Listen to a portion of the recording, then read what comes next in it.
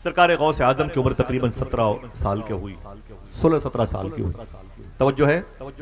आप कहते मैं जीलान में सफर कर रहा था, अचानक मेरे कानों में आवाज आई, गैब से, बादलों से आवाज आई, ए अब्दुल कादिर, जरा ये बता बड़ा हो के क्या बनना चाहता,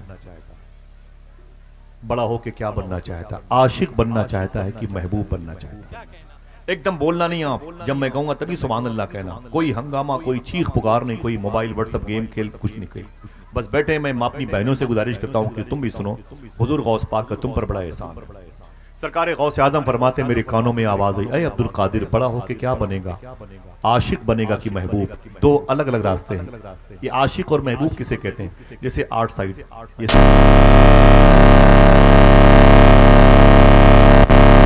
बोलिए हाफिज हैं, ये कारी हैं, आलिम है, ये मुहद्दिस हैं, ये मुज्तहिद हैं, ये फ़क़ीह हैं, ये मुफ्ती वक्त हैं, ये काज़ी शहर, ये शायर है, नकीब, खतीब, पीर है, वगैरह वगैरह। समझ लेना, ऐसे अलग अलग पोस्ट होती है। भाई ये BUMS है, FMBS है, ये न्यूरो सर्जन है, हेड स्पेशलिस्ट हैं, वगैरह वगैरह। ऐसे रास्ते अलग अलग होते हैं। ऐसे एक रास्ते का नाम आशिक है, एक रास्ते का नाम महबूब है। ये इश्क है, ये दर्जे महबूबियत है। आवाज आई, ऐ अब्दुल कादिर, बड़ा होके क्या बनेगा, आशिक बनेगा कि? आवाज कमजोर है। आप मेरे भाई हैं और मैं तकरीर आपको सुनाना नहीं चाहता, मैं चाहता हूं आप याद कर ले। ठीक है, याद करेंगे ना? आशिक बनोगे कि? सरकार गौस पाक फरमाते मैं मचल गया, भागता हुआ अपने घर में आया, अपनी माँ से लिपट गया और लिपट के मैंने बोला, अम्मी जान क्या बात है? एक आवाज मुझे मिल रही सुनने को, अब्दुल कादिर बड़ा होके क्या बनेगा, आशिक बनेगा कि महबूब बनेगा? आपकी माँ ने कहा, ना ना ना मेरे बेटे, जल्दबाजी में कोई फैसला मत लेना, एकदम संभल करके कालम भरना। जैसे तुम फॉर्म भरोगे ना, वैसे फ्यूचर में तुम्हारी तालीम होगी। करीब में, इसी जीलान के करीब में एक दरवेश रहता है, एक अल्लाह का दोस्त, अल्लाह का फकीर रहता है। जाके उससे पूछो कि मैं बड़ा होके क्या बनूं। सरकार गौस आजम तशरीफ ले गए। जब गए तो वो दरवेश मस्त कलंदर गंदगी के ढेर पर पड़ा हुआ था। अल्लाह, हम परफ्यूम लगा के टहलते, वो गंदगी के ढेर पर पड़ा हुआ था। सरकार गौस पाक ने जाके सलाम किया, उसने अदब से सरकार गौस पाक के सलाम का जवाब दिया। फरमाया, अब्दुल कादिर क्या बात है? गौस पाक फरमाते हैं, बाबा ये बताओ कि मैं बड़ा होके क्या बनूं, आशिक बनूं कि महबूब बनूं? उस फकीर ने जवाब दिया, अरे अब्दुल कादिर वापस चले जाओ, वापस चले जाओ, कल आओगे तुम्हें जवाब मिल जाएगा, कल आओगे तुम्हें जवाब। जरा मोहब्बत से कह दें, लब्बैक या गौसे आज़म। अल्लाह आप सबकी क़यादत को सलामत रखे। माशाअल्लाह, देखने पर खुशी होती है और कल भी खुशी होती है। साहब कैसे कैसे मुबारक लोग यहाँ रहते हैं, सुभान अल्लाह। सरकार गौसे आज़म फरमाया क्या? उसने कहा, जाओ वापस जाओ अब्दुल कादिर, कल आओगे ना तो इसका जवाब मिल जाएगा। सरकार गौस पाक फरमाते, मेरी रात बड़ी मुश्किल से गुजरी है, रात भर रोता रहा, मैं तड़पता रहा, कल खुदा जाने मेरे साथ क्या होगा। मैं आशिक बनूंगा कि महबूब, मैं आशिक बनूंगा कि महबूब, मैं आशिक बनूंगा कि महबूब। जब सुबह हुई, मैंने फजर की नमाज पढ़ी, अपनी माँ के करीब आया, माँ से मैंने कहा, अम्मी जान। फरमाया, क्या बात है मेरे बेटे? मैंने कहा, अम्मी अगर आप इजाजत दे तो उस दरवेश से पूछ के आऊं कि मैं आशिक बनूं कि महबूब। सरकार गौसे आजम फरमाते, मैं तशरीफ ले गया, मैं गया उसके पास। जब मैं गया ना उसके करीब में, तो मैंने क्या देखा? वो जगह थी लेकिन वो नहीं था, वो जगह थी लेकिन वो कलंदर नहीं था। मैंने लोगों से पूछा, बाबा इधर का आदमी किधर गया? लोगों ने पूछा, अरे शेख अब्दुल कादिर कौन? वो जो बेलिबास था? मैंने कहा हाँ। लोगों ने कहा, वो कल शाम को मर गया, कल शाम को मर गया। गौस पाक फरमाते, मर गया? अल्लाह अकबर। बोले हाँ वो कल शाम को मर गया। बोले फिर उसकी तदफीन, उसकी मिट्टी कहाँ हुई है? तदफीन का अमल में आई है। मालूम है क्या कहा लोगों ने? उसकी मिट्टी कैसे होती, उसकी जनाजे की नमाज कैसे पढ़ते हैं, हमें तो उसके बारे में कुछ इल्म नहीं था। बोले फिर? बोले उसके पैर में रस्सी बांध कर घसीट करके उसे उधर खजूरों के बागात में फेंक दिया। अल्लाह अकबर। ये इश्क नहीं आसान, बस इतना समझ लीजिए, एक आग का दरिया है और डूब के जाना है। आग का दरिया है और डूब जाना नहीं है, वरना सारे फटीचर इसमें डूब जाते हैं। ये आशिकों की बात, एक आग का दरिया है और डूब के जाने की बात की गालिब ने। समझ रहे हैं? गौस पाक फरमाते फिर? बोले उसके पैरों में रस्सी बांध करके उसे घसीट करके फेंक दिया गया। मेरे साथ मेरे घर पे चले, मेरे घर पे किताब रखी, उसमें लिखा हुआ जब गौस पाक सरकार उस दरवेश की लाश के पास गए ना, मालूम है क्या हुआ? मालूम है क्या हुआ? उसकी लाश को चील कौवे ही नहीं, कुत्ते तक उनकी लाश को नोच के खा रहे हैं। दो लोगों को बुखार आता है तो हमारे लहजे बदल जाते हैं, हम गुमराही की बातें करते हैं। घर में 3 लोगों को अचानक अगर तबीयत खराब हो जाती ना तो हमारे लहजे में नमाज रोजे से रगबती पैदा हो जाती है। हमारे लहजे से जो फिस्क और फजूर की बातें निकलती हैं, तौहीन रिसालत के हम मुर्तकिब हो जाते हैं। माज़अल्लाह रब्बिल आलमीन, अल्लाह की शान में तौहीन करने बैठते हैं। मालूम है अल्लाह का दोस्त है ये, अल्लाह का वली है ये। गौस पाक उसके करीब गए, क्या देखा, उसकी लाश को चील कौवे नोच के खा रहे थे। सरकार गौस आजम ने सलाम किया, नोची हुई लाश से आवाज आई। सही बताओ, आ सकती है कि नहीं? जिसका अकीदा है जोर से बोले, आवाज आ सकती है कि नहीं? अल्लाह अकबर, आवाज आई। गौस पाक फरमाते हो मर्द कलंदर सुन, ये क्या तरीका? वली वादा खिलाफ नहीं होता, वली वादा शिकन नहीं होता, वली वादे से मुकरता नहीं है। तुमने मुझसे कल कहा था अय शेख अब्दुल कादिर कल आओगे तुम्हें जवाब मिल जाएगा, और तुम रात को ही निकल लिए। बता मेरे सवाल का जवाब कौन देगा? नोची हुई लाश से आवाज आई, अय अब्दुल कादिर नाराज मत हो, तुम्हारा सवाल क्या है? मैंने कहा मेरा सवाल यह है कि मैं बड़ा होके क्या बनूं, आशिक बनूं कि महबूब? उस नोची हुई लाश से आवाज आई, अय अब्दुल कादिर अगर तुम महबूब बनना चाहते हो बनो, लोग तुमसे बड़ी मोहब्बत करेंगे, तुम्हारे पैरों का धोवन पिएंगे, तुम्हारी नाज बर्दारी की जाएगी, बहुत लाड प्यार से तुम्हें देखा जाएगा। तुम जब गुजरोगे तो कायनात गुजरेगी, तुम ठहरोगे कायनात ठहरेगी, पूरा शहर तुम्हारा एहतराम करेगा। ये दर्जे महबूबियत है, महबूबियत। जैसे दामाद नाराज हो जाए तो पूरा गांव मनाने के लिए आता है, तो दामाद को दर्जे महबूबियत का एक हिस्सा मिला। दर्जे महबूबियत पर अब्दुल कादिर अगर फायज होगे, तुम रहोगे, तो रब की रहमतें तुम्हारी नाज बर्दारी करेंगी। समझे अब्दुल कादिर? फरमाया अच्छा, और आशिक सुने। तो उस नोची हुई लाश से आवाज आई, अय अब्दुल कादिर ये दर्जे महबूबियत है, और अगर आशिक बनना चाहते हो तो देख लो तुम्हारे सामने आशिक की लाश पड़ी है। रोटियां ये ठंडी बना के दे, तुम चप्पल से मारते हो बच्चियों। चावल अगर सर्दी के मौसम में रात के सुबह को गर्म करके हमारी बहनें अपने शौहर को, अपने भाई को देती है ना, ये प्लेट समेत उस पर गालियों की बौछार करती। आशिक इसे नहीं कहते। हड्डियां मुसलमानों के घरों के अंदर खाने वाली हिंदुओं के दरवाजों पर फेंक दी जाएं, लड़ाई हो, कुरान जला दिए जाएं, इसे इश्क नहीं कहते। 4 बच्चे यतीम बच्चे खेल रहे थे, तुम घर में दाखिल हुए सेब और केले लेकर के, पूछे अपनी बीवी से मेरा बेटा किधर है? बोले वो बाहर खेल रहा है। आपने एक केला एक सेब अपने हाथ में लिया, उन यतीम बच्चों के सामने अपने बच्चे को बुलाया, दरा ये केले पकड़ ले, ये सेब पकड़ ले, खा ले, किसी को देना नहीं। वो 4 यतीम बच्चे तुम्हारे बच्चे के मुंह में सेब के आते जाते हुए मंजरनामे को देख रहे हैं। जिनको सूखी रोटियां नसीब नहीं है उनके सामने तुम्हारे बच्चे फ्रूट्स खाते हैं। ये इश्क नहीं मेरे भाई, इश्क नहीं है। समझे, अजान की आवाज हो तो मुअज्जिन के लहजे का मजाक उड़ाया जाता है, इश्क नहीं है। समझे, अगर कपड़े ब्रांडेड न मिले तो शिकवा शिकायत करते हैं, जूते अच्छे मिल जाए ना तो नमाजियों के सादात के चेहरे के सामने यूं करके बैठते हैं, यूं करके। इसे इश्क नहीं कहते, इश्क कुर्बानी मांगता है। इश्क किसे कहते हैं? अगर देखना हो तो आमिना के लाल को देखो ताइफ में चलते हुए। इश्क किसे कहते हैं? 3 साल तक हुजूर का हुक्का पानी बंद किया गया, किसे इश्क कहते हैं? आज अगर चावल के दाने शादियों में कोई हमें दावत देता है ना, रोटी का एक टुकड़ा कोई खा लेता है, उस रोटी को पूरी हम उठा करके नीचे फेंक देते हैं, इससे बीमारियां पैदा होंगी, इन्फेक्शन होगा। नीचे फेंको। चावल के बड़े बड़े ढेले हमारे जूतों के नीचे दबे रहते हैं। ये इश्क नहीं मेरे भाई, माफ करना, हम जमीन पर लोड हो गए। किसे इश्क कहते हैं? इश्क कुर्बानी मांगता है। हुजूर का 3 साल तक हुक्का पानी बंद किया गया मदीने में। कितने साल तक? 3 साल तक। हुजूर के गुलाम क्या खाते थे मालूम है आपको? चीख निकल आएगी। जो चप्पलों में चमड़े लगे होते हैं, हुजूर के गुलाम उसे चाकू से काट करके पानी में भिगो के खाया करते। मक्के शरीफ का वाकया, समझ रहे हैं आप? थोड़ी सी आंख पे तवज्जो हो जाए, हम सेल्फी लेकर के और खाने के टेबल पर अगर रोटी ना आए, गोश्त ना आए, तो हम गालियां देके भेजते हैं, साले के पास खाना नहीं था तो मुझे क्यों बुलाया? हमने 500 रुपए का पेट्रोल जलाया है, हम गालियां देते हैं। कभी हुजूर का दस्तरखान भी देखो, कभी अल्लाह के वलियों की आजमाइश भी देखो। अल्लाह अल्लाह दुआ किया करो, अल्लाह खाने से पहले भूखों को खिला दे, किसी प्यासे को पिला दिया करो। सोचा करो, कभी जानवर भूखे प्यासे सर्दी के मौसम में तड़पते हैं, उनके लिए भी दुआ कर दिया करो। सबको खिला नहीं सकते, समझ रहे हैं आप? सरकार गौस आजम फरमाते हो अल्लाह के वली।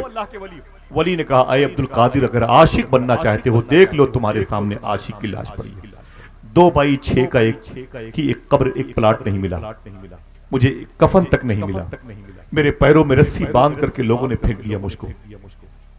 इंडोमान निकोबार के जजीरे पर बहादुर शाह जफर ने क्या कहा था? न किसी की आंख का नूर हूं, न किसी के दिल का करार हूं, जो किसी के काम ना आ सके वो मैं एक मुश्ते गुबार हूं। पे फातिहा कोई आए क्यों, कोई 4 फूल चढ़ाए क्यों, मेरे दर पे शम्मा चलाए क्यों, मैं तो बेकसी का मजार हूं। गौस पाक फरमाते जब मैंने उसे देखा तो उसने कहा अब्दुल कादिर, आशिक बनने में दिक्कतों का सामना करना पड़ता है, मुर्ग मुसल्लम का खाने का नाम इश्क नहीं है, समझ रहे हैं। गौस पाक फरमाते फिर तो उसने कहा आशिक बनने के लिए दुश्वारियों का सामना करना पड़ता है। गौस पाक फरमाते मुझे जलाल आ गया, मैंने अपनी आस्तीन समेटी, मैंने कहा आए अल्लाह अकबर अल्लाह अकबर अल्लाह अकबर अल्लाह अकबर। ओ मर्दे कलंदर सुन, अगर आशिक बनने में इतनी दुश्वारियों का सामना करना पड़ता है ना, तो फिर अब्दुल कादिर आशिक बन के दिखाएगा, आशिक बन के दिखाएगा। गौस पाक आशिक कैसे बने? 18 साल उम्र हुई, अपनी माँ के पास आए। कितने लोगों की माँ जिंदा है? हाथ उठाएं। माँ ठीक कह दो अल्लाह तेरा शुक्र है। गौस पाक फरमाते मैं अपनी माँ के पास आया, मैंने अपनी अम्मी से कहा अम्मी, फरमाया क्या बात है मेरे बेटे? मैंने कहा अम्मी एक करीब में एक मुल्क है ईरान के। मैंने कहा कौन सा? बोले उसका नाम है इराक। बोले उसकी राजधानी है, उसका नाम है बगदाद शरीफ, उसमें एक मार्केट है जिसका नाम है सोकुल कफ़ा, उसमें एक रास्ता है जिसको बोलते हैं शारे सिराज, उसमें एक मोहल्ला है जिसको बोलते हैं बाबुल इज्जत, उस मोहल्ले में एक इदारा है, मदरसा है जिसको जामिया निजामिया कहते हैं, उसके फाउंडर का नाम है शेख अबू सईद मखजूमी। मैंने कहा अय अम्मी, अगर आप इजाजत दें तो मैं उस मदरसे में जाके तालीम हासिल करूं, उस इदारे में जाके तालीम हासिल करूं। गौस पाक की मां रोने लगी। सुनो, मैंने सुने कि सुबह 6 बजे अपने बच्चों का हाथ पकड़ के स्कूल लेके जाती और जाने से पहले, छोड़ने से पहले उसकी खैरियत से आने की दुआ करती है। गौस पाक की अम्मी गौस पाक को सीने से लगा के बोली बेटा तेरी उम्र 18 साल है, मेरी उम्र 78 साल की है, तो मेरे घर में मेरी उम्र 60 साल की तब पैदा हुआ था, मेरे घर की पहली बहार है, कहाँ जाएगा? गौस पाक फरमाते अम्मी मैं बगदाद जाके तालीम हासिल करूंगा। तो गौस पाक की अम्मी ने रो के बोला अय मेरे अब्दुल कादिर जा जा जा, तू मेरी खिदमत के लिए नहीं पैदा हुआ, तू तो अपने दादा के दीन की खिदमत के लिए पैदा हुआ। इश्क कुर्बानी मांगता है, कुछ करना पड़ेगा। आप तो कील पर, बंदिश पर, तावीज पर सिर्फ भरोसा किए बैठे। कभी कभी खुद से नमाज पढ़ के अपने घर में दुआ कर लिया करो। खाने से पहले रोटियां आने में देर हो तो हुजूर पर दरूद पढ़ लिया करो। हाँ समझ रहे हैं? सरकार गौसे आजम फरमाते मेरी माँ रोती रही, बोले मेरे बेटे अब्दुल कादिर जा। मैंने अपनी माँ के हाथ चूमे, मेरी माँ ने मुझसे कहा ऐ मेरे बेटे अब्दुल कादिर, ये मेरी और तेरी आखिरी मुलाकात है, इसके बाद बजिस्म मुलाकात नहीं होगी। जा मेरे बेटे जा, दीन की खिदमत कर, हुजूर की उम्मत की मगफरत का सामान बन जा। गौस पाक फरमाते जैसे 2-4 कदम आगे बढ़ाए ना, वैसे आवाज आई ऐ मेरे बेटे इधर इधर। फिर लौट के गया। मेरी माँ ने कहा तेरे अब्बू शेख मूसा जंगी दोस्त ने एक अमानत मुझे दे रखी है, एक वजीफा है जिसे दुआए गौसिया कहते हैं। गौस पाक फरमाते मेरी माँ ने कहा मेरे बेटे इस वजीफे को ले लो। गौस पाक ने जब ये वजीफा लिया तो उम्र 18 साल की थी, लेकिन जब इस वजीफे के बारे में बताया था उम्र 90 साल के आसपास। आप फरमाते हैं ऐ मेरे बेटो सुनो, 90 साल के जब गौस पाक हुए तो मैंने बुढ़ापे की वजह से, ज़ोफ की वजह से, कमजोरी की वजह से सारे वजीफे पढ़ना बंद कर दिए हैं, लेकिन वो वजीफा मैंने पढ़ना कभी बंद नहीं किया जो मुझे मेरी माँ ने बताया। अगर कोई एक आदमी सुभान अल्लाह कहने का वादा करे बता दूं, गौस पाक फरमाते हैं मुझे जब भी आफातो बलियात ने घेरा मैंने उसी वजीफे को पढ़ा, मेरी मुश्किलें खुशियों में तब्दील हो गई। फिर गौस पाक फरमाते हैं विलायत की दुनिया में मेरा जो प्रमोशन हुआ है वो इसी वजीफे की बुनियाद पर। मैं इसको हर महफिलों में पढ़ाता हूँ और चाहता हूँ कि आप भी पढ़ लें। इंशाअल्लाह पढ़ सकते हैं, पढ़ें। मुझे ये वजीफा जिसने बताया था बगदाद शरीफ में 25,000 लोगों को उसने इस्लाम कबूल करा, बहुत मुबारक। इसे पढ़ा कीजिए। मेरे साथ इसके बहुत सारे स्टिकर रहते हैं, तोगरे मेरे दोस्त वगैरह हैं, लेकिन इस सफर में मैं घर से नहीं आया, हॉस्पिटल से आया था, तो अल्लाह की मर्जी, अल्लाह का शुक्र है, अल्हम्दुलिल्लाह अला कुल्ली हाल, तो लेके नहीं आया। वरना इसके बाद इंशाल्लाह मैं सैयद साहब तक पहुंचाऊंगा। बड़े बड़े इसके स्टिकर हैं, उलमाए किराम इसे जरूर याद कर लें इंशाल्लाह। बोले पढ़े मेरे साथ बिस्मिल्लाहिर्रहमानिर्रहीम। अल्लाहुल काफी कसत्तुल काफी वजत्तुल काफी किफानिल काफी लिकुल्ल काफी व निअमल काफी वलिल्लाहिल हम्द। ये वजीफा है जिसे गौस पाक ने हमेशा पढ़ा, जिंदगी की आखिरी सांस तक पढ़ा। फरमाते हैं विलायत की दुनिया में मेरी जो तरक्की हुई है इसी वजीफे की बुनियाद पर हुई है। इंशाल्लाह पढ़ेंगे। हर नमाज के बाद 11 मरतबे या दिन में 111 मरतबे पढ़ लिया करें इंशाल्लाह। सरकार गौसे आजम ने क्या फरमाया? मुझसे मेरी माँ ने कहा मेरे बेटे ये मेरी और तेरी आखिरी मुलाकात है। फिर माँ ने क्या कहा मालूम है? ऐ मेरे बेटे अब्दुल कादिर सच बोला, क्या कहा था? आपको दिक्कत हो रही बोलने में? क्या कहा गौस पाक की अम्मी ने? अरे मेरे बेटे, आप अपने बच्चों से कहते हैं मेरे बेटे ज्योग्राफिया में टॉप कर ले, मैथ में टॉप कर ले, इंग्लिश में टॉप कर ले। कभी कभी ये भी कह दिया करो, अरे मेरे बेटे सच बोलने में भी टॉप कर ले। क्या कहना कौन बताएगा? सरकार गौस पाक फरमाते, मैंने अपनी माँ को देखा, मेरी माँ रो रही थी, मेरी माँ की आंख में आंसू थे, मुझे जाते हुए देखा तो मैं पलट के अपनी माँ को देखता था। माँ जमीन पर पहले आई थी, बेटा आज उससे अलग हो रहा है, उससे पहले। शायर ने कहा था, रोने में ये खतरा है तालाब नदी हो जाते हैं, हंसना भी आसान नहीं है लब जख्मी हो जाते हैं। स्टेशन से वापस आकर बूढ़ी माँ ये सोच रही है, पत्ते देहाती रहते हैं फल शहरी हो जाते हैं। माँ माँ होती है। गौस पाक फरमाते, मैं आ गया, मैं निकला जीलान शरीफ से। जीलान से निकला, मुझे इराक आना था। इराक में आने से पहले एक एरिया जिसे हमदान कहते हैं, ये सीस्तान में है, पड़ता है हमदान। करीब में काशान भी है, शाहजान भी है, और 2-2.5 घंटे का करीब फासला होगा खिरकान का। करीब में नीशापुर है। मैंने सारी जमीनें खूब देखी हैं। कभी मेरे साथ चलो, तुम्हारे पैरों को चूमूंगा, तुम्हें इन ज़ियारत गाहों की ज़ियारत का शरफ अल्लाह अता करेगा। मैं मीडिएटर रहूंगा इंशाअल्लाह। चलोगे बगदाद शरीफ? इंशाअल्लाह। दिल से बोलो इंशाअल्लाह। अल्लाह मेरे भाइयों को गौस पाक का रोजा दिखा दे। जो इस दरबार से जुड़े रहेंगे वो कहीं जाए ना जाए, बगदाद शरीफ जरूर जाएंगे इंशाअल्लाह। तो उड़ा के बोलो इंशाअल्लाह। सरकार गौस आजम हमदान के रास्ते पर पहुंचे। अहमद बदवी नाम के 60 डाकुओं के सरदार ने अल्लाह के फजल से तौबा की तौफीक पाई। गौस पाक आगे निकल करके ईरान और इराक के बॉर्डर पे आए, वहां से सफर किया और सफर करके शाम हो गई तो बगदाद शहर में दाखिल हुए। सोकुल कफ़ा मार्केट में, शारे सिराज रास्ते में, बाबुल इज़्ज़त मोहल्ले में और बाबे हलब के करीब पहुंचे तो आराम किया। सुबह हुई तो एक क्लास में दाखिल हुए, स्कूल के इदारे के जामिया निजामिया के एक अजीम शान दरसगाह में गए, क्लास में गए। उस क्लास में एक अजीम शेख मुहद्दिस थे जिनका नाम था शेख हम्माद दब्बास। ये हदीस मुस्तफ़ा पढ़ा रहे थे। क्या पढ़ा रहे थे? गौस पाक सरकार फरमाते, मैं जाके पीछे बैठ गया, एकदम पीछे बैठ गया। आज पहला दिन है क्लास में, मैं जाके पीछे बैठा। जब मैं पीछे बैठा ना तो शेख हम्माद दब्बास खड़े हो गए, बोले मेरे बच्चों सुनो, स्टूडेंट्स तलबा, एक बच्चा अभी आके पीछे बैठा है, इसको उठाओ, इसे बाहर कर दो, इसे उठा के बाहर कर दो। बच्चे उठे, सरकार गौस पाक का बाजू पकड़ा और धक्के मार के बाहर कर दिए। गौस पाक फरमाते मैं बाहर आ गया, लेकिन फिर हुजूर की हदीस शरीफ की लज्जत ने मुझे अंदर कर दिया। फिर कुछ देर के बाद मैं फिर अंदर चला गया। जब फिर अंदर जाके बैठा, हुजूर की बातें सुनने लगा, तो फिर मेरे उस्ताद, बच्चा फिर आ गया, इसे फिर बाहर करो। लोग मेरे करीब आए और मेरा हाथ पकड़ा और फिर मुझे उठा के बाहर कर दिया। जब मुझे फिर उठा के बाहर कर दिया, फिर तीसरी मरतबे में अपने जज्बात पर काबू न पा सका। फिर अंदर जाके बैठा ना तो शेख हम्माद दब्बास ने मुझे देखा और खड़े होकर फरमाए, बेटा इधर आओ, इधर आओ। बाहर नहीं किया, अपने करीब बुलाया और करीब बुला के बोले, तेरा नाम क्या है? मैंने कहा अब्दुल कादिर जिलानी। सुभान अल्लाह। मैंने कहा अब्दुल कादिर जिलानी, नाम कितना प्यारा। अल्लाह, नाम तुम्हारा लब पे आए, मीठा मीठा मुंह हो जाए। क्या शेख, सुभान अल्लाह। अल्लाह ने कितना प्यारा नाम रखा है गौस पाक। गौस पाक के शहर का नाम बगदाद, वाह सुभान अल्लाह, कितना अच्छा लगता है। फरमाते नाम क्या है? बोले अब्दुल कादिर जिलानी। बोले क्या करने आए? बोले हदीस शरीफ पढ़ने के लिए आए। तो आपने फरमाया कि बेटे खड़े रहो। अपने स्कूल के बच्चों से फरमाया, ए मदरसे के बच्चों सुनो, स्टूडेंट सुनो, तुम लोगों ने क्या समझा? ये बच्चा नाकारा है, इसे बाहर करना है? ना ना ना ना ना, मैंने इसे 2 मरतबे इसलिए बाहर किया कि तुम इसके सब्र को देख लो, इसे करीब से पहचान लो। ठीक।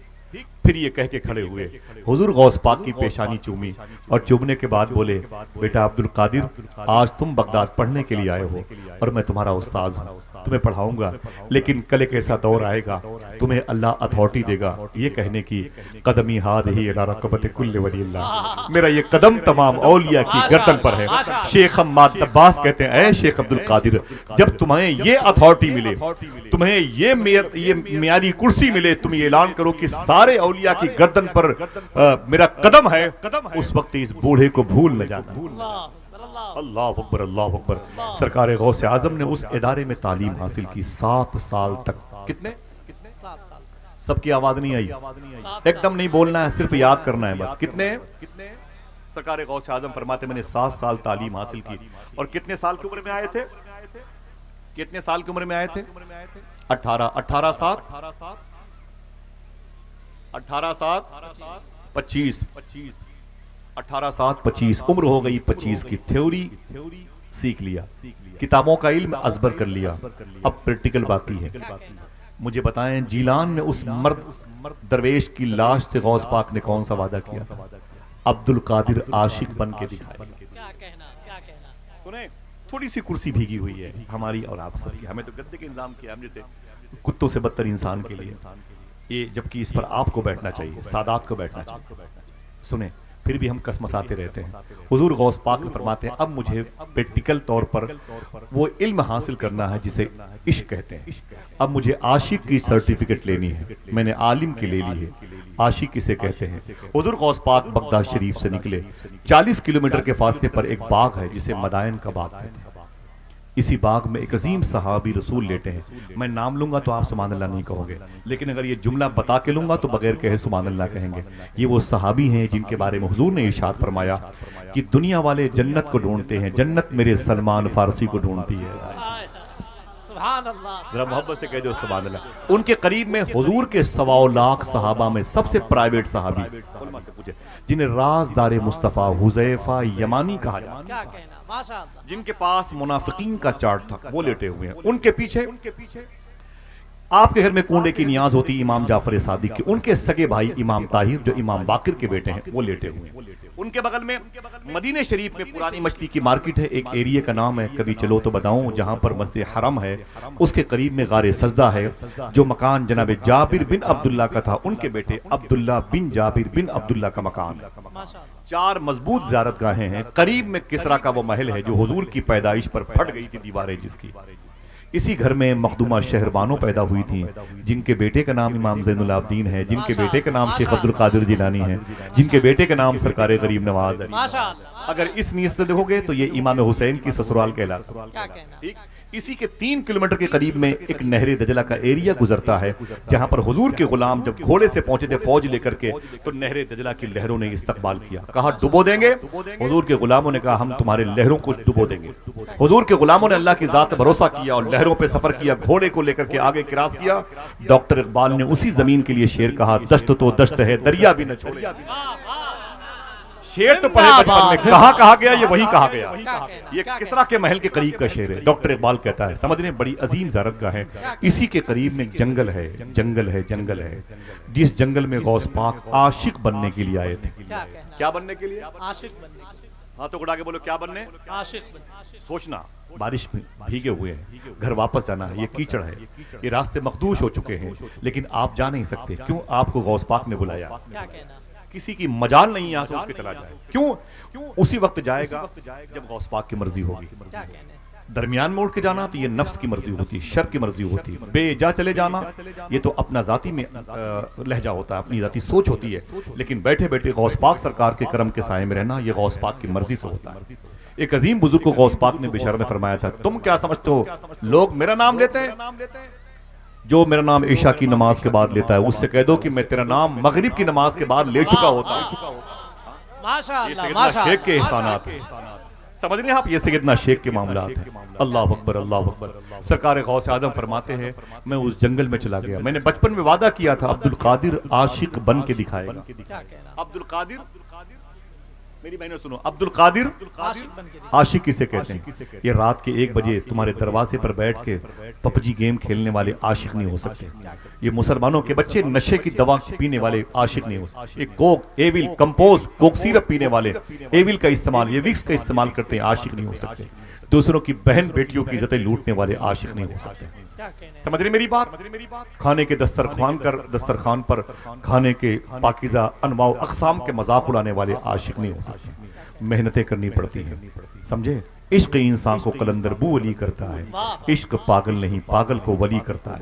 दोस्तों आओ मैदान इश्क में, तो पता चलेगा मेहनतों के साथ में ये गुंबदो मीनार सलामत होते हैं।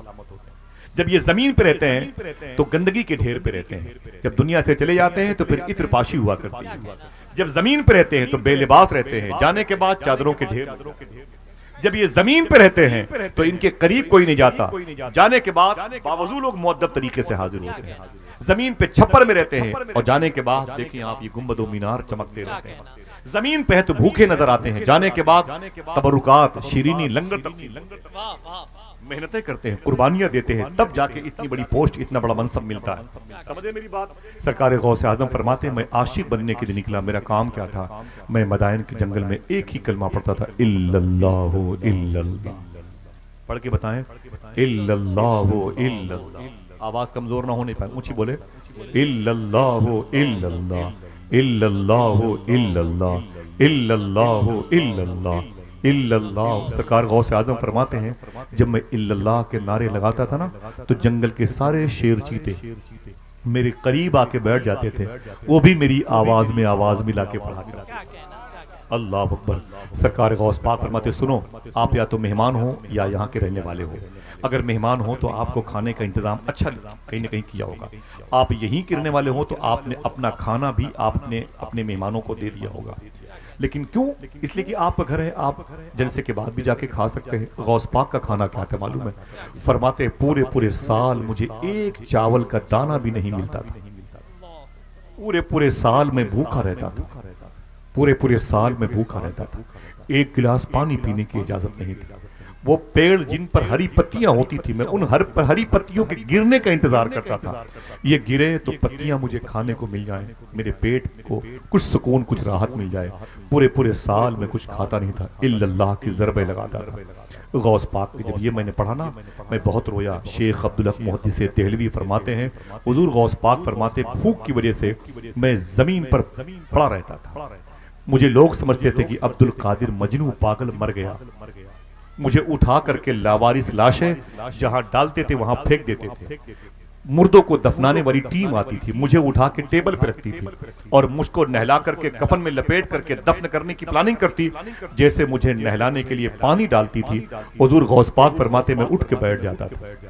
जब उठ के बैठ जाता था तो गुस्साल बोलता मुर्दों को नहलाने वाला, ओफो अब्दुल कादिर तू जिंदा है? मुझे धक्के मार करके बाहर करते, चल पागल कहीं के। गौस पाक फरमाते, मैं अजीब गरीब हैयत में था, चुपचाप चला आता। मैंने इश्क की मंजिल सर की। चोर मुझे पहचानते थे, दूसरों को देख करके भाग जाते थे, मुझे देख करके वो भागते भी नहीं थे। बोले ये पागल है, इसका लिहाज क्या करना। सरकार गौसे आजम फरमाते हैं, दोस्तों 5 घंटे के बाद खाना मिल जाता है, 10 घंटे के बाद नहीं मिले तो हम आए बाएं साए बकते हैं। गौसे आजम को पूरे साल कुछ नहीं मिलता, जिनकी वजह से हमारे घर के चूल्हे सलामत। मैं उस शेख अब्दुल कादिर की बात कर रहा हूँ जिसकी वजह से आज हमारे यहाँ सबील के बड़े बड़े ड्रम नजर आते हैं। आज वो शेख अब्दुल कादिर एग्जाम हाल में है। कभी दस्तरखान पर रोटियां आने में देर हो तो बच्चियों को गाली मत दिया करो, खाना आने में देर हो जाए तो अपनी बीवी को गाली मत दिया करो, अपनी जवान बहनों के चेहरे पे तमाचे मत मारा करो। समझ रहे मेरी बात?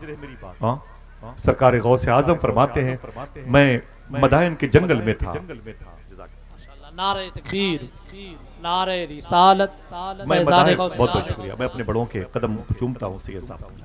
सुन लें, ये मुबारक बातें हैं गौस पाक की। आप इस कदर मोहब्बत से सुनते हैं, मुझे यकीन भी नहीं था कि सर्दी के और बारिश के मौसम में, ऐसे मौसम में जरा मोहब्बत से फिर से हाथों को उठा के बोले, लब्बैक या गौसे आजम, लब्बैक या गौसे आजम। ना ना ना, सबके हाथ उठे हुए हों, लब्बैक या गौसे आजम, दिल से बोले, लब्बैक या गौसे आजम। सरकार गौसे आजम फरमाते, मैं बोले बहुत भूखा था। सैयद साहब माफी चाहता हूँ नजम भाई, आज हमारा मेयार है, हम कहते हैं जलसों में जाए खाना निकाल, वो कहता है साहब वो खाना आ रहा है, तो हम अपनी बदअखलाकी का मुजाहरा करते हैं। बड़े बड़ों को देखा है मैंने, कमेटी वालों के दस्तरखान को फाड़ के फेंकते हुए, मुझे बड़ी घुटन होती है, दिल कुड़ता है, इन्हें क्या हो गया, इन्हें क्या हो गया, इन्हें हुजूर का दस्तरखान याद नहीं, अल्लाह के नबी सल्लल्लाहु अलैहि वसल्लम के गुलामों का कैरेक्टर याद नहीं। हुजूर का एक गुलाम इटली गया था, इटली, हुजूर का साहबी, एम्बेसडर था, विदेश मंत्री, सफीर था वो। जब वहां पर गया ना, इटली गया, इटली, दुनिया का सबसे बड़ा बादशाह सामने बैठा था, दस्तरखान लगा, वो खाना खाने लगा। जब हुजूर के गुलाम ने खाना खाया ना, एक रोटी का टुकड़ा जमीन पर पड़ा हुआ था, दस्तरखान लपेटा गया, तो हुजूर के गुलाम ने आगे बढ़ के देखा, रोटी का टुकड़ा पड़ा हुआ था, आगे बढ़े, उसे उठाया और चूम करके खा लिया, चूम करके खा लिया। जब उसे खा लिया तो मीडिएटर ने क्या कहा, मैं चुप, अरब के बद्दू कहीं के, जाहिल हो तुम, तुम्हारे पास दिमाग नहीं है, तुम हमेशा जानवर चराओगे अरब के पहाड़ों के दरमियान। तुम्हें पता है कि इटली के लोग जमीन पर पड़ी हुई रोटियां उठा के खाने को बुरा मानते हैं, तुमने रोटी उठा के खा ली, ये कौन सा तरीका है? तो हुजूर के गुलाम ने कहा, चुप, मैं तुम जैसे जालिमों को देखूं कि रसूल पाक की सुन्नत देखूं। मेरे सामने आमिना के लाल का कैरेक्टर मौजूद है, जिसने मुझे जहन्नम से बचाया, मेरे लिए वो काफी है। सुन, अपनी रोटियां संभाल के रख, मुझे तू तमीज सिखाएगा, रोटियां खाने का ढंग मुझे बताएगा। हुजूर तो अपनी ससुराल में गए थे, अम्मी आयशा के घर में गए थे, और रोटी पड़ी हुई थी, उसे उठा के खा लिया और फरमाया, आयशा ये जिस कौम से भागी है फिर कभी नहीं आई। वादा करो, अगर कहो तो एक बात बता दूं आपसे चुपके से, मैदान महशर में एक दिन 50,000 साल के बराबर का होगा। ये किस्सा कहानी नहीं है, 50,000 साल के बराबर का एक दिन होगा। कितने? मैं चुप हूं, फिर से बोले आप, 50,000। कोई रेस्टोरेंट नहीं, कोई ढाबा, कोई चूल्हा, कोई किचन, कुछ नहीं होगा। 50,000 साल के बराबर का एक दिन होगा, एक दिन होगा। कुछ नहीं, खान पान का इंतजाम होगा। लेकिन हुजूर इरशाद फरमाते, उस दिन उसे भूख नहीं लगेगी जो अपने दस्तरखान के दाने उठा के खा लेगा। हाँ तो उठाओ, इंशाअल्लाह बोलो। कभी जाओगे तो रोटियां पड़ी हो तो उठा के खा लेना इंशाअल्लाह, चावल के एक दाने ही सही उठा के खा लेना इंशाअल्लाह बोलो।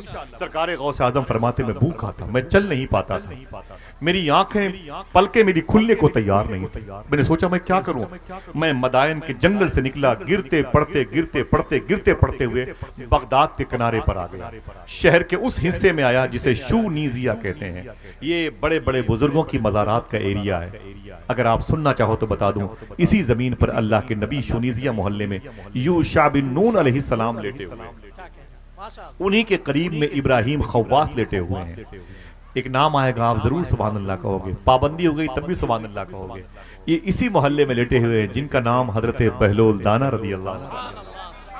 उनके करीब में वो बुजुर्ग लेटे हैं जिनको ये उलमा सैयदुत ताइफा अबुल कासिम शेख जुनैद बगदादी कहते हैं। वो लेटे हुए अपने शेख सरी सख्ती के करीब में। उसी मोहल्ले में वो बुजुर्ग लेटे हैं जिनका नाम जुन्नून मिस्री है, जिनके इंतकाल के बाद एक बुजुर्ग ने हुजूर सल्लल्लाहु अलैहि वसल्लम को ख्वाब में बगदाद शरीफ में देखा और कहा, आका आप बगदाद शरीफ में। मेरे आका फरमाते हैं, मेरे जुन्नून का इंतकाल हो गया है, उसके जनाजे में शिरकत करने के लिए। इतने बड़े मर्तबे पर फाइज हैं। इस मोहल्ले में एक छोटी सी मस्जिद थी। हुजूर गौस पाक फरमाते, मुझे भूख लगी थी। मेरी बहनें सुने, जो ससुराल में जा करके अगर रात को रोटियां ना मिले ना तो अपनी माँ से कहती है, अम्मी। फरमाया, क्या बात है मेरी बेटी, ससुराल में खैरियत है? बोले, किस फटीचर घर मेरी शादी की? कहाँ तूने मेरा रिश्ता किया? मेरी माँ, एक रोटी मुझे आज नसीब नहीं हुई, भूखी हूँ, भूखी हुई मेरी माँ। ये लड़कियां समझती हैं कि माँ से अपने ससुराल की शिकायत करूंगी तो माँ खुश हो जाएगी। इनको पता ही नहीं है कि तुम तो भूखी ही थी, तुम्हारी माँ भी तुम्हारे इस जुमले की वजह से भूखी रहेगी। तुमने अपनी माँ को खुश नहीं किया, रुला दिया अपनी माँ। तुम अगर यहाँ पर झूठ बोल जाती, अम्मी अल्लाह का शुक्र है कल भी पेट भरा था, परसों भी पेट भरा, कल फिर कुछ न कुछ मिल जाएगा, तुम्हें शिकायत नहीं करनी चाहिए थी, तो खुदा की कसम तुझे भी नींद आ जाती और तेरी माँ भी सुकून से सो जाती। एक रोटी के ना मिलने पर आज हमारी बहनें बाजारों में चली आती हैं, फिर केस की नौबत आती है, मुकदमे हो जाते हैं, रिश्ते टूट जाते हैं। हुजूर की बेटी मखदूमा फातिमा से मौला अली ने पूछा था, अरे मेरी बेटी फातिमा, हसन हो गया, हुसैन हो गए, जैनब हो गई, मोहसिन हो गए, लेकिन तूने कभी मुझसे कुछ मांगा नहीं, तूने मुझसे कभी कुछ मांगा नहीं। हुजूर की बेटी ने फरमाया, अय मेरे शोर अली, मैं उस बाप की बेटी हूँ जिसने मुझे विदा किया था, कहा था, अय मेरी बेटी फातिमा, अली से वो चीज न मांगना जो अली के पास ना हो। समझ रहे आप? मैं देने के लिए अल्लाह ने मुझे पैदा किया है, मांगने के लिए नहीं पैदा किया। बहनों, हदिये तशक्कुर बजा लाओ, तुम्हें अल्लाह ने एक मुबारक घर अता फरमाया है। कितनी लड़कियां हैं रिश्तों की मुंतजिर हुई, बूढ़ी हो गई, मर गई, अब तक उनके हाथ पीले ना हो सके। अगर तुम्हारे हाथ पीले हो गए, एक घर मिला, छप्पर मिला, अल्लाह का शुक्र अदा करो। ये गौसे आजम है, ये सैयदना शेख अब्दुल कादिर जिलानी है। फरमाते, भूख की वजह से मैं गिर पड़ रहा था। मैं शूनीजिया की एक मस्जिद में गया और जा करके उत्तर दक्षिण का एरिया था, मैंने टेक लगाई, यूं जाके बैठ गया। मैं समझ गया कि आज मेरी जिंदगी का आखिरी दिन है। सुनो साहिबो, आज मेरी जिंदगी का आखिरी दिन। किसकी बात मैं कर रहा हूँ? वकुनु मा सादिकीन, जो सच्चों का सच्चा, जिसके साथ रहने का हुक्म दिया जा रहा है। गौस पाक फरमाते, मैं समझ गया कि अब मैं बचूंगा नहीं, अब भूख मुझसे बर्दाश्त नहीं होती। आपको शायद इल्म ना हो, लेकिन सुन ले, दुनिया की सबसे खतरनाक जो मौत होती है वो कौन सी होती है? बता दूं? भूख होती है, भूख। पिस्टल से किसी को मार दो, फांसी दे दो, किसी को तलवार से मार दो, इतनी दर्दनाक मौत नहीं होती जितनी भयंकर मौत भूख की वजह से होती है। अल्लामा शहादत निजामी साहब के जुमला तकरीर का था, आपने फरमाया था काबे शरीफ के आंगन से लेकर के मीना की वादी जो 6 किलोमीटर का फासला है, तकरीबन 60 नबियों की गायबाना तौर पर मज़ारात मुबारका हैं। इन 60 नबियों की मौतें भूख की वजह से हुई, भूख की वजह से हुई है। सैयद साहब नजम भाई देखें आज हमारे नाजो नखरे कितने होते हैं जलसे जुलूस के। हाँ, रात के 1 बजे जिसने अपनी बच्चियों को कभी गर्म रोटी नहीं खिलाई ना, वो भी पका की रोटियां देता है। हम तनकीद करते हैं आटा अच्छा नहीं है, माज़ल्लाह रब्बिल आलमीन, अल्लाह का शुक्र नहीं अदा करते। अल्लाह अकबर।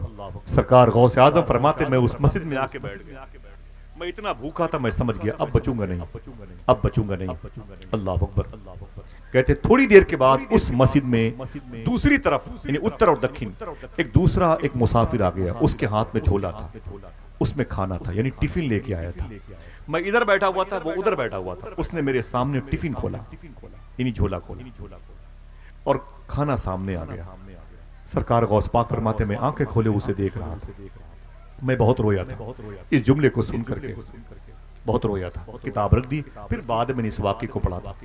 गौस पाक फरमाते हैं मेरे सामने वो खाना खाता था, मेरे सामने वो खाना खाता था। अल्लाह अकबर। सरकार गौस आज़म फरमाते मैं देखता रहा, मुझे भूख इतनी ज्यादा लगी थी, लुकमा वो उठाता था और मुंह मेरा खुल जाया करता, मुंह मेरा खुल जाया करता। मैं उसे देखता था, आंखें खोल करके उसने मुझे देखा, कहा मुसाफिर ताल ताल इधर इधर। गौस पाक फरमाते बड़ी मुश्किल से मैं उठा, उठ करके उसके करीब गया। जब उसके करीब गया तो उसने प्लेट को मेरे सामने खसका के बोला खा ले, ये न तेरा है न मेरा है, खा ले। मैंने कहा तेरा नहीं है, मेरा नहीं है, फिर किसका है? तू है कौन? कहाँ का है? कहाँ करने वाला है? उसने कहा ए मुसाफिर सुन, मैं बगदाद का नहीं, मैं यहाँ का नहीं हूँ। मैंने कहा फिर तू कहाँ का है? उसने कहा मैं ईरान का रहने वाला हूँ।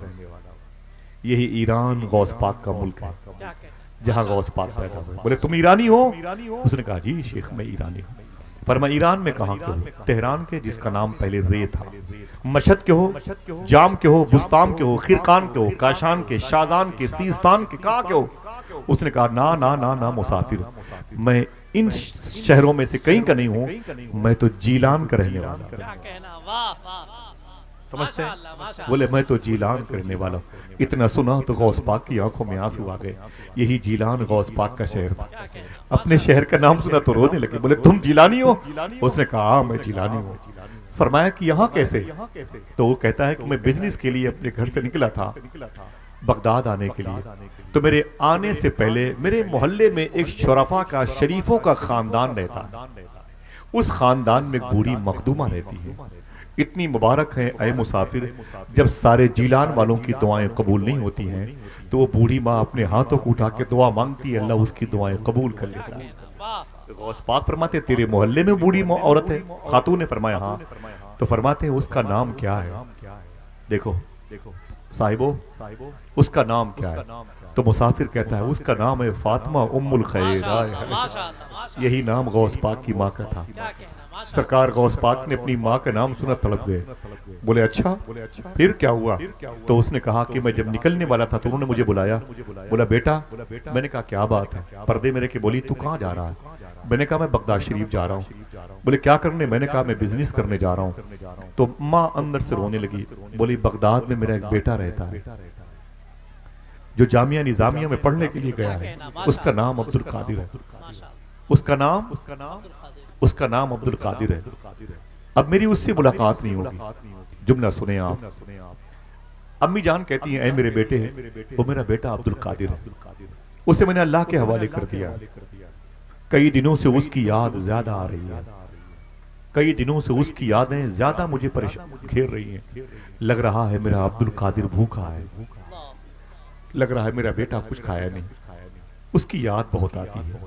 दोस्तों महसूस करते हो, एक बेटा जब भूखा होता है तो माँ को खबर हो जाती है, लेकिन अफसोस जब माँ भूखी होती है तो बेटों को खबर नहीं होती। अफसोस है। हाँ, सरकार गौसे आजम फरमाते हैं जब मैंने माँ का नाम सुना तड़प गया। मैंने कहा फिर? वो कहता है कि मैं आया था, मैं आया अपनी बिजनेस के लिए। मुझसे बोली मेरे ये कुछ पैसे हैं, मेरे बेटे अब्दुल कादिर को दे देना। मैंने जीलान देखा, गौस पाक की अम्मी के रोजे को देखा, हुजूर गौस पाक के अब्बू के रोजे को देखा। मैंने उस बारगाह के फैज़ व बरकात को देखा। याद आती है तो लगता है कि जिसे ब्रेन हेमरेज हो जाएगा, जिसे हार्ट हो जाएगा। इतनी बड़ी कुर्बानियां मेरे शेख ने दी हैं। गौस पाक की अम्मी कहती जा मेरे बेटे अब्दुल कादिर को पैसा दे देना, कहना तेरी माँ खैरियत से तुझे याद करती है लेकिन तुझसे मिल नहीं सकती, जा। बोले फिर? बोले मैंने अपनी बिजनेस की बगदाद में, और जब मेरा काम हो गया तो मैं सीधे गया जामिया निजामिया। जा करके मैंने वहां के असातिज़ा टीचर से, मुहद्दिसीन से मैंने कहा इस इदारे में, मदरसे में, स्कूल में कोई अब्दुल कादिर है जीलान का? लोगों ने कहा ओ अब्दुल कादिर जीलानी। मैंने कहा हाँ वही जीलानी। लोग बोले वो तो यहाँ से पढ़ के चला गया, वो फारिग हो गया, वो चला गया, उसकी दस्तार हो गई, वो चला गया। मैंने कहा कहाँ है? बोले ढूंढो, वो तो दरगाह पे कहीं होगा। मैं कुरकुक चला गया, सुलेमानिया इलाके में, यूनुस अलैहिस्सलाम मूसिल चला गया, शायद वहां मिले। बोले नहीं मिला। किसी ने कहा वो काज़िमैन में होगा, इमाम मूसा काज़िम, इमाम जवाद तकी की बारगाह में। बोले वहां पर गया, सब मिले, अब्दुल कादिर न मिला। बोले वहां से किसी ने कहा इमाम आजम की बारगाह में होगा। मैं वहां से 3 किलोमीटर कुबरी ब्रिज का रास्ता तय करके मैं इमाम मूसा काज़िम में आया, इमाम आजम अबू हनीफा में आया, अब्दुल कादिर न मिला। करीब में बिशर हाफी है, वहां गया, अब्दुल कादिर न मिला। करीब में अबू बकर शिबली है, वहां गया, अब्दुल कादिर न मिला। करीब में शेख अबू हसन नूरी है, वहां गया, अब्दुल कादिर न मिला। किसी ने कहा अब्दुल कादिर? मैंने कहा हाँ। बोले वो नजफ में मौला अली के रोजे पे होगा। बोले मैं नजफ गया, अब्दुल कादिर न मिला। बोले फिर? बोले किसी ने कहा वो करबला में हुसैन अब्बास के रोजे पे लिपट के रोता होगा। बोले वहां गया। बोले मैं क्या बताऊं साहब, अब्दुल कादिर को बहुत ढूंढा, सब मिले, अब्दुल कादिर न मिला। किसी ने कहा किसको ढूंढता है? मैंने कहा अब्दुल कादिर को। बोले ना ना ना वो नहीं मिलेगा। मैंने क्यों? बोले वो मदायन के जंगलों में खो गया, इल्लल्लाहु इल्लल्लाहु इल्लल्लाहु के नारे ने उसे खो दिया है, तो अब्दुल कादिर से मिल नहीं सकता। समझे? मैंने उसे बहुत ढूंढा, नहीं मिला। उसके ढूंढने के चक्कर में मेरे अपने पैसे खत्म हो गए। जब मेरे अपने पैसे खत्म हो गए तो उसकी मां ने जो मुझे खर्चे के लिए पैसे दिए थे, मैंने उनमें से पैसे निकाल करके खाना खाना शुरू कर दिया। आज उसी पैसे से मैं खाना लेके आया और खाने के लिए बैठा, तुझे देखा तो करीब बुलाया। मैंने कहा खा ले, न ये तेरा है न मेरा है। इतना सुना तो गौस पाक रोने लगे। उसने कहा है मुसाफिर रोते क्यों? सरकार गौसे आजम फरमाते हैं तू जिस अब्दुल कादिर को ढूंढ रहा है वो मैं ही हूँ, वो मैं ही हूँ। इतना सुना तो वो खड़ा हो गया। बोले फातिमा उम्मुल खैर का बेटा तू है? बोले हाँ। बोले आयशा जिलानी का भतीजा तू है? बोले हाँ। बोले अब्दुल्ला जिलानी तेरे सगे भाई का नाम? मैंने कहा हाँ। बोले वो शेख मूसा जंगी दोस्त? बोले मेरे अब्बू का नाम है। बोले शेख अब्दुल्ला सोमई? बोले मेरे नाना का नाम है। बोले शेख यही जाहिद? बोले मेरे सगे दादा का नाम, दादा के अब्बू का नाम है। बोले अब्दुल्ला जिलानी? बोले ये मेरे भाई का भी नाम है, मेरे दादा का भी नाम है। बोले तुम हसनी हो? बोले हाँ मेरी माँ हुसैनी है, मैं हसनी हूँ। फरमाया अब्दुल कादिर तुमने क्या किया? फरमाया मैंने इश्क की मंजिल तय की है। ये बता मेरी माँ कैसी है? गौस पाक फरमाते मेरी माँ कैसी? बोले तुम्हारी माँ बड़ी बुलंद मर्तबे पर फाइज है, वो जिस तरफ से गुजर जाए ना उसके पैरों की मिट्टी उठा के दुआ की जाए, अल्लाह उसकी दुआएं कबूल कर लेता है। मेरी माँ कैसी है? अपनी माँ का नाम सुना रोते रहे। आज हम माँ से मोहब्बत करते हैं? मुझे बताएं, कुछ लोग शहरों में चले जाते हैं, माँ देहात में रहती है, उस आईने को, शीशे को माँ देखती है जिसमें उसके बेटे ने अपनी तस्वीर देखी होती है। माँ उसे उतार करके बिस्तर पे बैठ जाती है, उस शीशे को लेके देखती, आईने को देखती रहती है। कोई कहती है बूढ़ी अम्मी ये क्या देखती हो?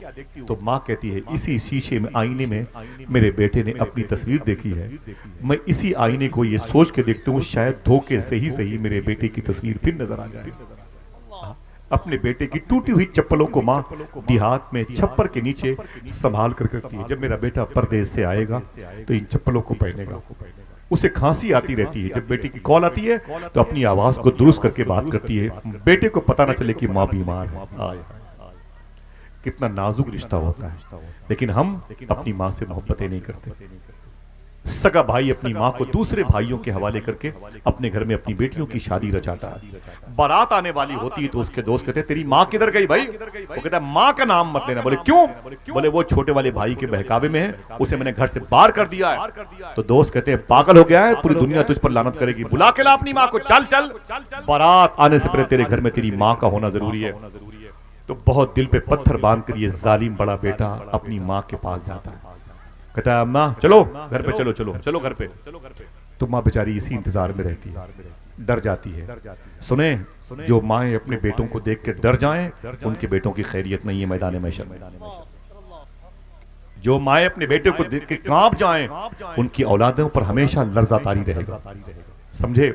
माँ उठती है, टूटी हुई चप्पल समेटती है, अपनी छोटी सी लाठी उठाती है, मैले कुचैले दुपट्टे में चल करके अपने बड़े वाले बेटे की बेटी की शादी में उस घर में आके किनारे पर बैठ जाती है।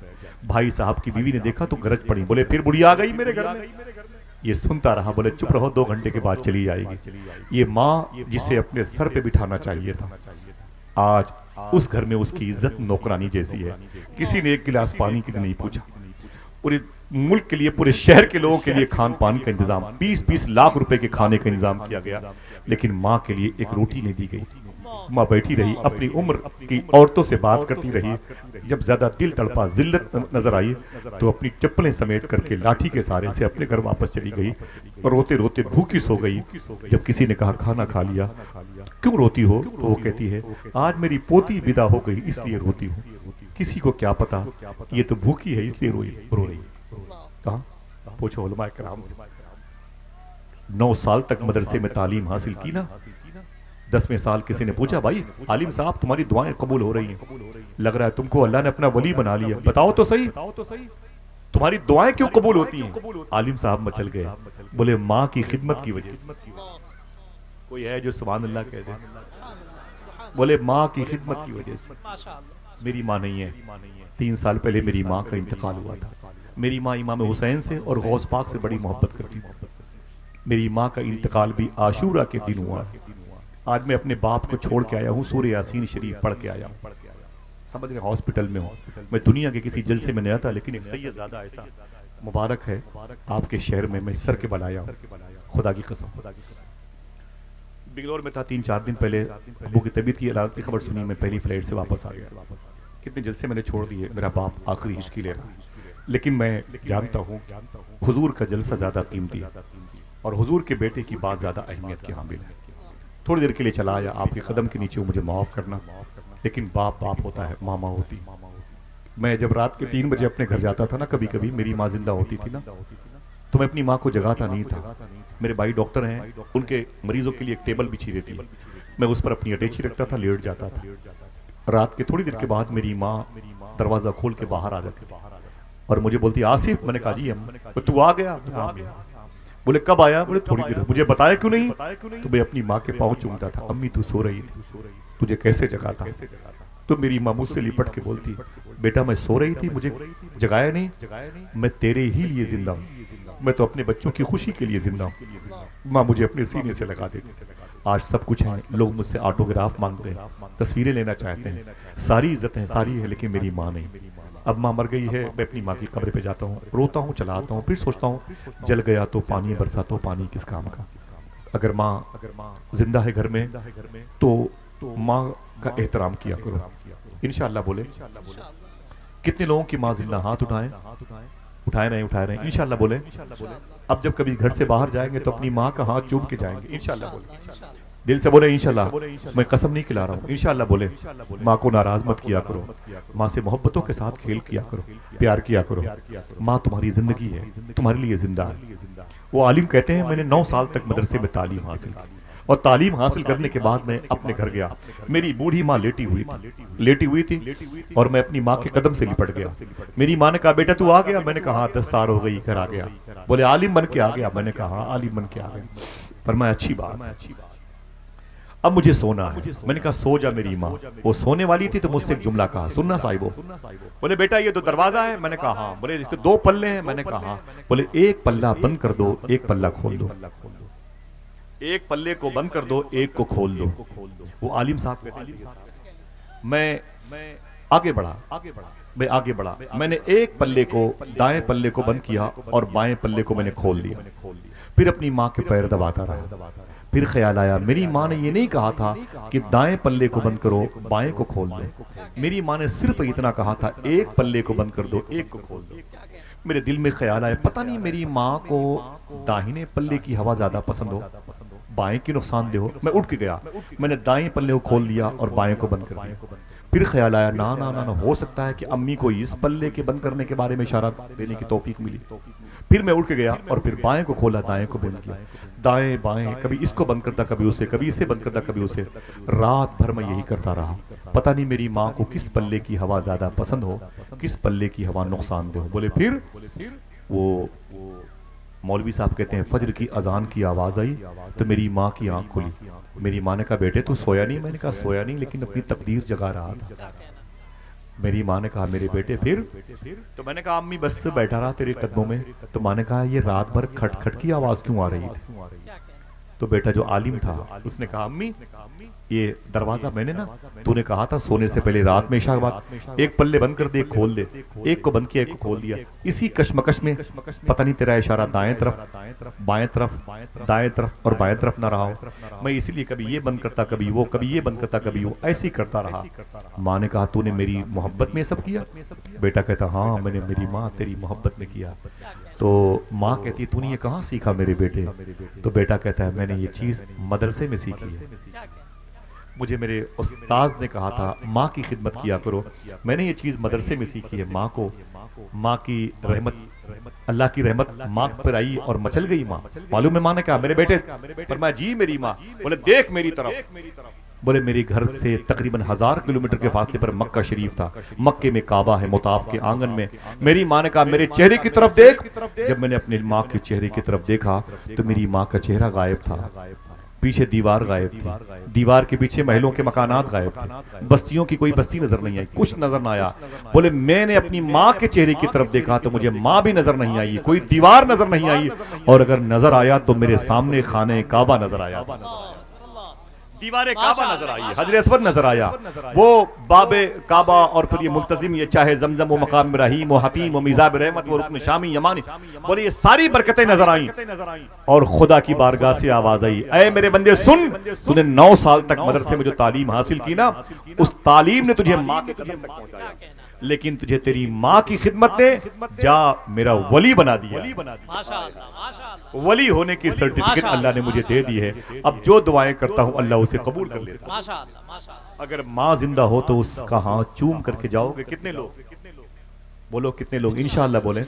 हाँ, माँ से कभी सख्त लहजे में बात ना करना, इंशाअल्लाह बोले। इंशाअल्लाह माँ माँ होती है। सरकार गौस आदम फरमाते, मेरी माँ कैसी है? अल्लाह अकबर। बोले, तेरी माँ बहुत खैरियत से, उम्र ज्यादा है, बहुत मुबारक है, उसके दुपट्टे के धागे के सदके में अल्लाह तेरे शहर में बारिश बरसाता है।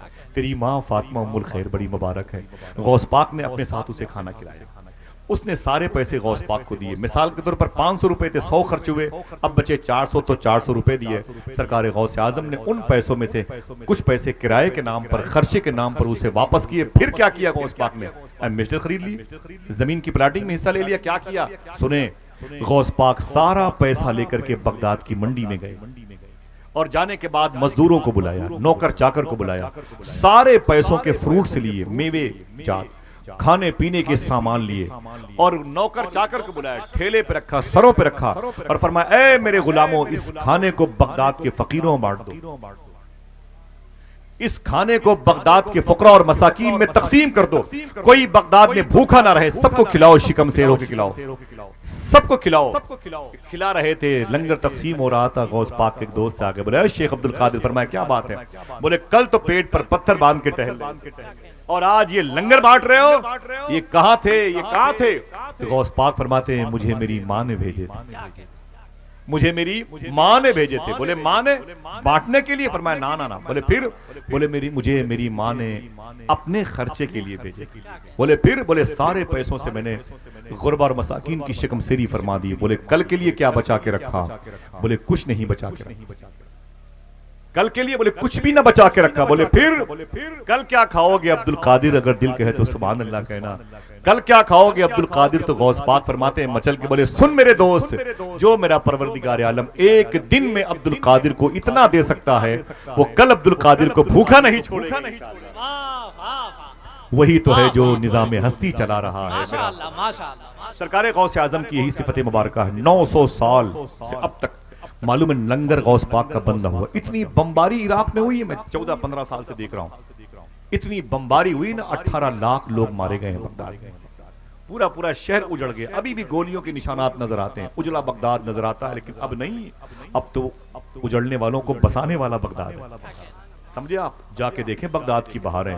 लेकिन खुदा की कसम इतनी बमबारी हुई, colonel of the attorney America कहता है कि मैंने इतने बम गिराए बगदाद में, कोई और शहर होता तो पानी में बह जाता। लेकिन बगदाद भी चमक रहा है, बगदाद का बादशाह भी मुस्कुरा रहा है। लेकिन खुशी की बात है अब तक गौस पाक का लंगर खाना बंद नहीं हुआ। गौस पाक के लंगर खाने पे जुमला लिखा हुआ है, मैंने नेकियों की फाइल उलट पलट के देखी, लेकिन अल्लाह की बारगाह में पब्लिक को खाना खिलाने से बड़ी नेकी मुझे नहीं मिली। दिल कहता है किसी को खिलाने पिलाने का। बोलो भाई, अगर कभी एक चाय के पैसे जेब में हो तो कभी चाय पीने मत जाना, मना किया सूफी साहब ने। फरमाया एक एक्स्ट्रा चाय के पैसे लेके जाना, किसी रिक्शा वाले को, किसी जूते में पालिश करने वाले को, किसी गरीब अखबार बेचने वाले को, किसी तांगा चलाने वाले को एक चाय पिला के पियोगे तो तुम्हारी चाय ज्यादा जायकेदार मालूम। क्या कहना, वाह वाह। समझे मेरे भाइयों? 2 दर्जन केला खरीद तो अपनी बच्चियों के लिए, बच्चों के लिए कभी 1-2 केले किसी गरीब को दे दिया करो, इंशाअल्लाह। बोले घर में माँ बहनें बीमार हो तो 10 रुपए का 5-5 रुपए का पार्ले बिस्कुट अपने घर की छत पे डाल दिया करो। चिड़ियां खाएंगी, दुआ करेंगे अल्लाह तुम्हारी बहनों को, तुम्हारी माओ को शिफा दे देगा। सारे पैसे दबा के रख लिए और फिर वो पैसे दबे के रह गए और हमें कब्र ने दबा लिया। किस काम के वो पैसे? सरकार गौस आजम के हाथ पर 5000 यहूदियों ने इस्लाम कबूल किया। कितने? आखिरी जुमले कितने? 5000। और हम 5 लोगों को मिसवाक का तरीका न बता पाए, 5 लोगों को मिसवाक का तरीका न बता पाए। हमें कुर्बानी देने का ढंग नहीं आता। हमें तो एक गिलास पानी भी किसी को फ्री में पिलाने की ताकत नहीं है। गर्मी के दिनों में हम 10 रुपए के पानी की बोतल भी चौराहे पे खड़े नहीं हो जाते, किसी को दे दें वो पी लेगा बेचारा, उसे राहत मिल जाएगी।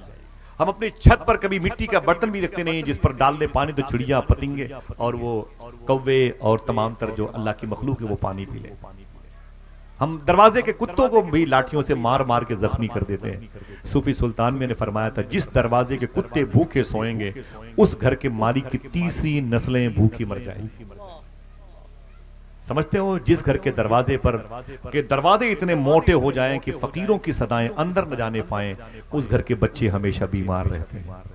एक रोटी का टुकड़ा अपने मोहल्ले के कुत्तों को खिला दिया करो, इंशाअल्लाह। बोले नुकसान होगा आपका? बोलो भाई, नहीं होगा। गौस पाक से बड़ा पैसे वाला कौन था? लेकिन गौस पाक से बड़ा सखी भी कोई नहीं था। इतने पैसे थे, आपने आजमाइश का दौर देख लिया, पूरे पूरे साल कुछ नहीं खाते थे, लेकिन इतने पैसे थे कि सोने की खूंटी में गौस पाक की बकरियां बांधी जाती। सोने की खूंटी, 20-20 लाख रुपए की कीमत की जूतियां आप लेते थे, मगरिब की नमाज के बाद पहन करके बगदाद की गली से गुजरते थे।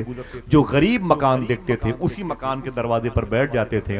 घर के लोग घर से बाहर चले जाते थे, कोई गौस पाक के हाथों को चूमता, कोई गौस पाक के कदम को चूमता, कोई टूटे हुए दस्तरखान को लगाता, सरकार ये पी ले वो खा ले, मोहब्बतें दिखाता। सरकार थोड़ी देर बैठते, जब वापस आते तो 20 लाख रुपए की कीमती की जूतियां उस गरीब को दे के चले जाते।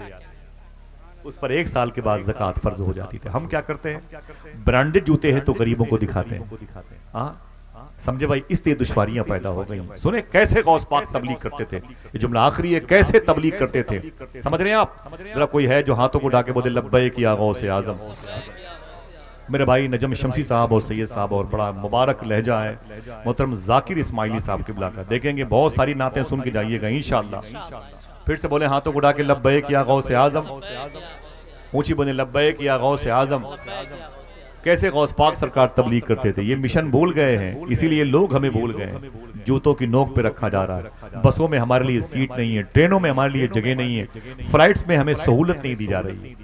हम कुत्तों की मौत मरने को तैयार हैं। बहन बेटियों के सरों से निकाब खींचे जा रहे हैं, कुरान को टिश्यू पेपर बनाया जा रहा है। क्यों आज हम उसलूब मुस्तफ़ा से, आईने मुस्तफ़ा से, आर्टिकल जो हुजूर का उससे अलग हो चुके हैं। सरकार गौस पाक का कैरेक्टर क्या था, कैसे कलमा पढ़ाते थे, सुना है कभी आपने? बगदाद की बाजार का बड़ा मशहूर मामला है। एक यहूदी आया बगदाद की मंडी में और अपना घोड़ा बेचने के लिए, क्या करने आया? घोड़ा बेचने के लिए आया। उसने घोड़े की कीमत रखी 5,000, घोड़ा 5,000, घोड़ा 5,000।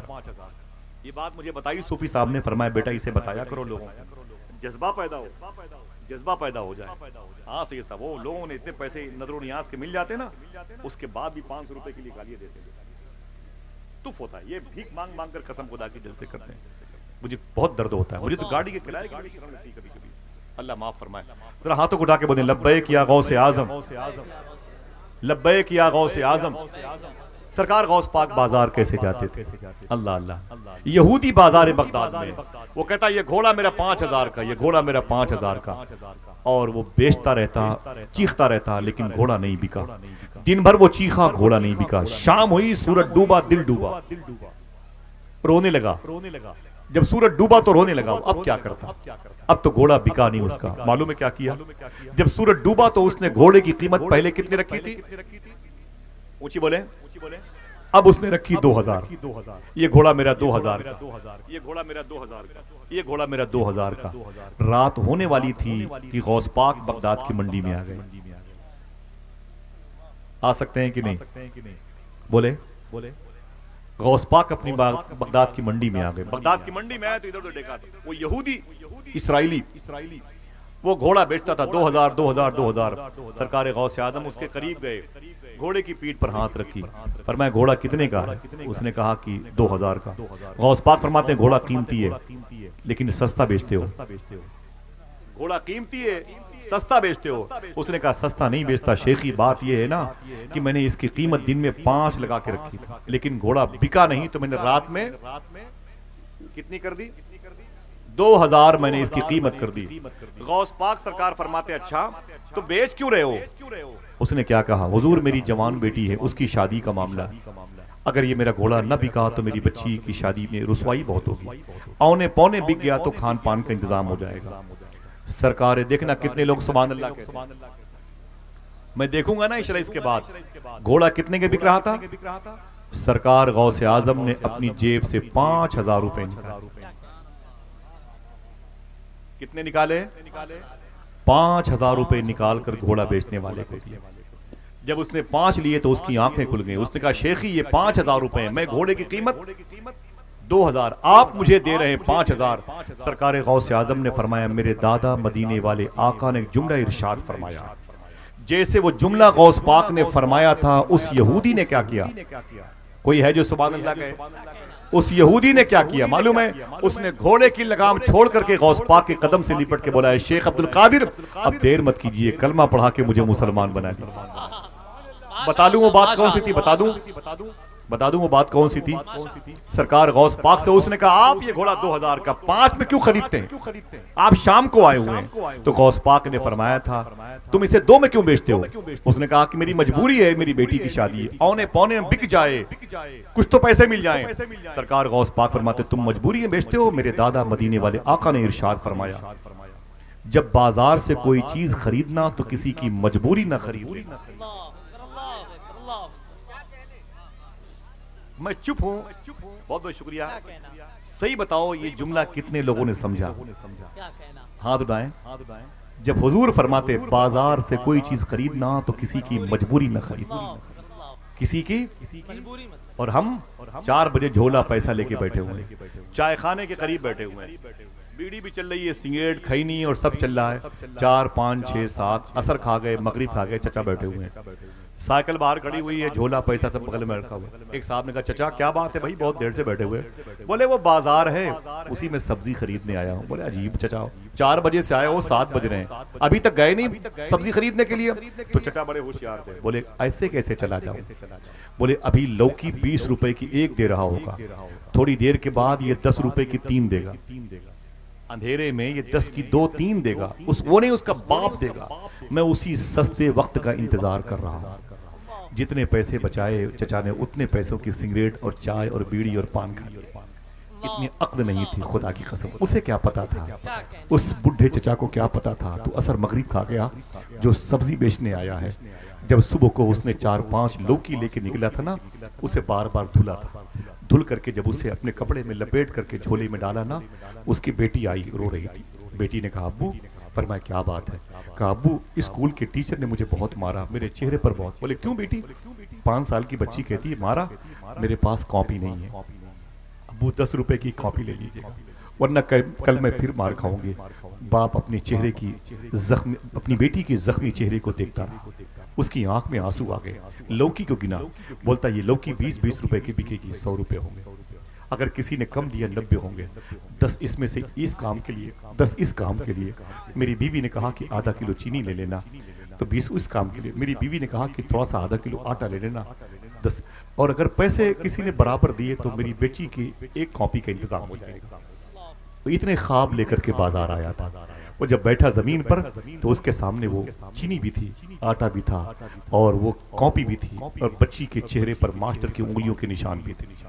अपने रुमाल से उसे झाड़ता रहा, इंतजार करता रहा कोई ऐसा अहले दिल आ जाए जो 20 रुपए की खरीद ले, 20 रुपए की खरीद ले, 20 रुपए की खरीद ले, ताकि मेरा चूल्हा जल जाए। उतनी देर में ये कलमा पढ़ने वाले चचा पहुंचे तो सोच रहे थे कि 20 रुपए में पूरी खरीद ले। खुदा की कसम, सूफिया कहते हैं उसके पास एक लौकी बची थी, वो बैठा था। अब अगर इसको किसी ने 20 में खरीद लिया तो मेरी बच्ची कल मार खाने से बच जाएगी। 10 रुपए का मामला, 10 रुपए का मामला बैठा हुआ। हर आदमी को सोचता है काश मेरी दुकान पे आ जाए, काश मेरी दुकान पे आ जाए, काश मेरी दुकान पे आ जाए। चीख रहा है, उसे प्यास लगी थी, ड्रम का पानी पी के बैठा हुआ है। पसीने पोंछ पोंछ के स्प्राइट, पेप्सी, थम्स अप नहीं पिए उसने, अपने पैसे बचा के रखे। सोचता है ये लौकी बिकी तो मेरी बच्ची मार खाने से बच जाएगी, 20 की बिक गई तो। जब ये साहब पहुंचे ना तो इन्होंने लौकी फ्री में खरीदना चाहा, कुछ बात की तो गाली गलौज की नौबत आ गई, वो रोने लगा। ये चचा उठ के चले गए। अगर तुम उस वक्त बाजार में गए होते और कहा होता कितने की है, वो कहता कि चचा ये लौकी 20 रुपए की है, जो मर्जी आपकी आप दे दें। आप 20 रुपए लौकी के उसे दे देते और 10 रुपए ये कह के उसे दे देते कि चचा इस पैसे की आप चाय पी लीजिए, क्या कहने, अपने बच्चों के लिए कुछ लेते जाइएगा। खुदा की कसम, वो तुम्हें नहीं जानता, वो गैर मुस्लिम है, वो यादव है, पंडित है, ठाकुर, तुम्हें नहीं जानता, लेकिन तुम्हारे नबी को जानता, वो कुरान को जानता। तुम अपने घर चले आए उसे 10 रुपए ज्यादा दे करके, लेकिन हुजूर का दीन उसके घर तक पहुंचे। बच्ची पहुंची, अब्बू क्या हुआ? बोले 10 रुपए की कॉपी लाए हो। तो बाप अपनी बेटी से लिपट के बोलता है हाँ, वो एक कलमा पढ़ने वाला मुसलमान आया था, अगर उसने 10 रुपए ज्यादा न दिए होते तो ऐ मेरी बेटी, तेरे लिए इतनी मुबारक कॉपी का इंतजाम मैंने करवा। दोस्तों, तुम्हें सखावत के लिए पैदा किया गया है, वकूनु मा सादिकीन। जो सच्चों के साथ रहने का हुक्म दिया गया वो है कौन इस दौर में? उसे शेख अब्दुल कादिर हुजूर गौसे आजम सरकार ने पूरी जिंदगी अपनी प्रॉपर्टी को, अपनी तमाम तर बिजनेस की पाकीज़ा मालो मता की जो पूंजी थी, उसे अल्लाह उसके रसूल के नाम पे खर्च किया, इंसानियत के नाम पे, इस्लाम के नाम पे खर्च किया। तब ना वो बगदाद में है, लेकिन जिक्र उनका कैमूर जिले में हो रहा है। क्या कहना, क्या कहना। दुआ करो इंशाल्लाह अल्लाह हम सब के दिलों में गौस पाक की मोहब्बत दे। हाथों को उठाएं इंशाल्लाह, हाथों को उठाएं। 2 काम करते रहना, गौस पाक बुलाएंगे इंशाल्लाह। बोले उठाएं उठाएं। इंशाअल्लाह, इंशाअल्लाह। सच बोलते रहना और हलाल खाते रहना। दिल से बोलो इंशाल्लाह। सच बोलते रहना और हलाल खाते रहना इंशाल्लाह। और अगर खिलाते रहोगे तुम्हारे पैसों की उम्र बढ़ती रहेगी इंशाल्लाह। कह दें माफ़ी चाहता हूँ अभी या इससे पहले, इसके बाद जो बात शरा के खिलाफ मेरी ज़बान से निकली मैं तौबा करता हूँ। अस्तगफिरुल्लाह कुल्ल ज़ुनूबी या सत्तारो या गफ़ार बिहक़्क़ि हज़रत मोहम्मद मुस्तफ़ा सल्लल्लाहु तआला अलैहि वसल्लम। दरमियान से कोई खड़े होकर एक नारा बुलंद करे हुजूर गौसे आज़म की मोहब्बत में, ऐसा कोई शख्स है? सब लोग अपने हाथों को उठा के जवाब दीजिए माशाअल्लाह।